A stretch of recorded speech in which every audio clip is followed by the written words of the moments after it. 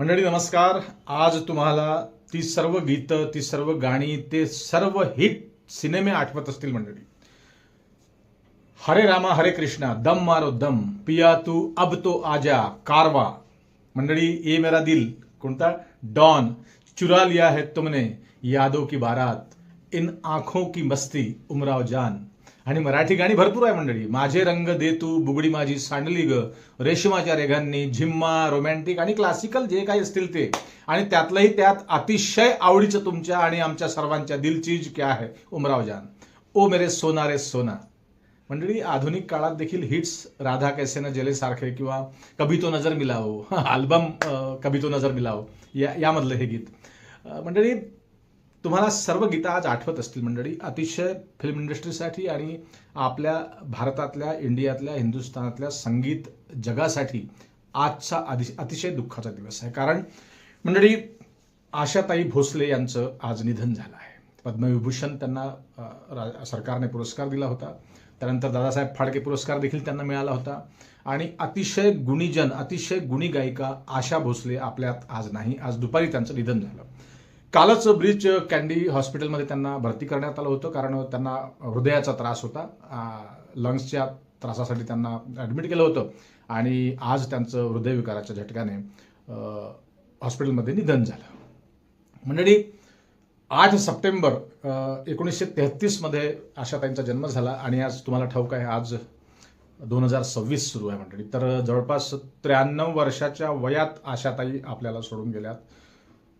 मंडळी काय आहे, हे जे क्षेत्र आहे, संगीत क्षेत्र आहे, इतकं सहजासहजी नाही. मी अनेक लाईव्ह कार्यक्रमांमधून नेहमीच जेव्हा निवेदन करतो हिंदी मराठीमध्ये तेव्हा अनेकदा बोलतो मी की भाई कलाकार बनना इतना आसान नहीं है. आप डॉक्टर, इंजीनियर, लॉयर आप बन सकते हैं सोचा तो, लेकिन सोचा तो आप संगीतकार नहीं हो सकते, गायक नहीं हो सकते, फिल्म मेकर नहीं हो सकते, क्योंकि ये बॉर्न है ये चीज.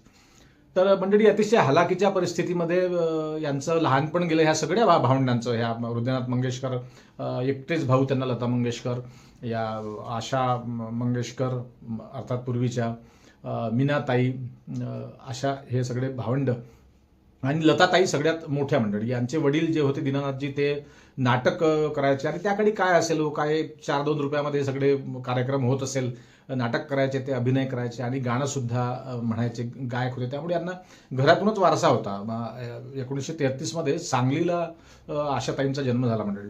आणि त्यानंतर वयाच्या अगदी 16व्या वर्षी गणपतराव भोसले यांच्याशी त्यांचा विवाह झाला पहिला, अतिशय अल्पावधीत. कारण हे गणपतराव भोसले जे गृहस्थ आहेत हे लताताई मंगेशकरांचं काम बघायचे. अर्थात PA सारखेच, एक स्वीय सहायकासारखं त्यांचं सगळं मॅनेजमेंट, त्यांच्या कार्यक्रमाचं मॅनेजमेंट, त्यांच्या रेकॉर्डिंगचं मॅनेजमेंट, त्यांच्या सिनेमांच्या ॲग्रीमेंटचं मॅनेजमेंट, ते सगळं बघायचे गणपतराव पाटील.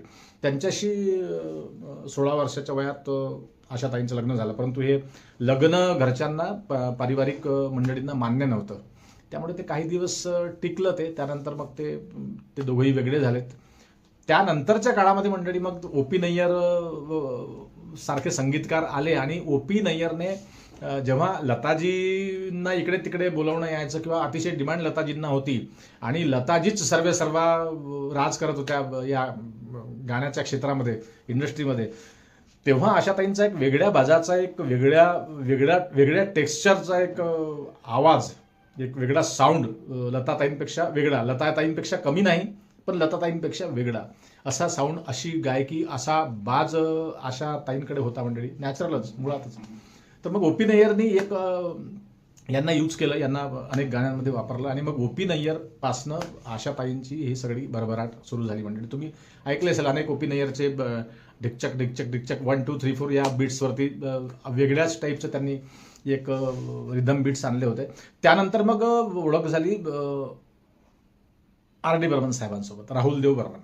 तर त्यानंतर मग राहुल देव बर्मन सोबत चांगली गट्टी जमली आणि एक वेगळा गाण्याचा बाज, एक वेगळा गायकीचा, एक वेगळा ढंग आणि संगीताचाही वेगळा एक स्टाईल, वेगळी एक पद्धत आणि वेगळा एक जॉनर R.D. बर्मन साहेबांनी आणला. मग संगीतही वेगळं आणि त्यात वापरलेला आवाजही अतिशय वेगळा, जगावेगळा. तर अशी ही गट्टी आर डी बर्मन साहेबांसोबत जमली आणि मग त्यानंतर अनेक एकाहून एक सरस हिट सिनेमे आले. तुम्ही त्यातलं चुरा लिया है मैंने ते तुम्ही पाहिलंच असेल. दम मारो दम, हे सगळी गाणी अतिशय सुंदर क्रिएशन आर डी बर्मन साहेबांचं होतं. पिया तो अब तो आजा, कारवामधलं जे गीत आहे ते, त्यानंतर कॅबरे वगैरे सगळ्या स्टाईलचे, ये मेरा दिल प्यार का दिवाना वगैरे, हे सगळी गाणी हिट झाली. आणि त्यानंतर मग आर डी बर्मन साहेबांसोबतच आशाताईंचं लग्नही झालं मंडळी. इतका प्रवास हा सोपा नसतो. लताताईंनी ह्या सगळ्या भावंडांना सांभाळलं आणि मग अतिशय ही लेकरं, ही भावंड, या बहिणी लहान असतानाच यांच्या वडिलांचं, दीनानाथ मंगेशकरांचं निधन झालं. आणि त्यानंतर मग ही सगळा प्रवास, यांचा सगळा जे काही त्यांचा पसारा आहे, खाट पसारा, हा मुंबईत आला. आणि मग लताताईंनी या सगळ्या लेकरांना सांभाळलं. आणि अतिशय वेगळ्या पद्धतीने या सगळ्याच भावंडांनी, हृदयनाथ मंगेशकरांचे म्युझिक, संगीत एक वेगळाच बाज आहे मंडळी. ऐकायला सोपं आणि गायला कठीण, वाजवायला कठीण, अशी यांची गीतं. तर अतिशय धमाल केली या सगळ्या बहिणींनी, सगळ्यांनीच म्हणावं लागेल. आणि त्यातल्या त्यात लताबाई आणि आशाबाई या दोघींचाही आवाज कुठेही कमी नाही, सारखा, पण बाज अतिशय वेगळा मंडळी. तर आज आपण आशाताईंना श्रद्धांजली देऊया मंडळी. आणि अतिशय अतीव दुःख आहे की आज आपल्यातून त्या गेल्या 93 वर्षाच्या होत्या.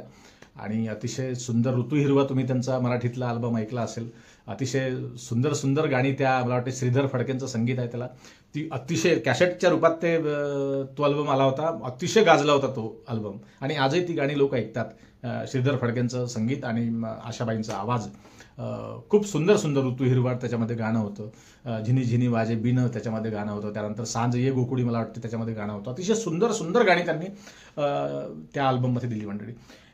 तर उद्या 4 वाजता त्यांच्यावरती अंत्यसंस्कार होणार आहेत मुंबईच्या, मला वाटतं, शिवाजी पार्क स्मशानभूमीमध्ये. आपल्याही चॅनलकडून विनम्र श्रद्धांजली आशाताईंना. नमस्कार.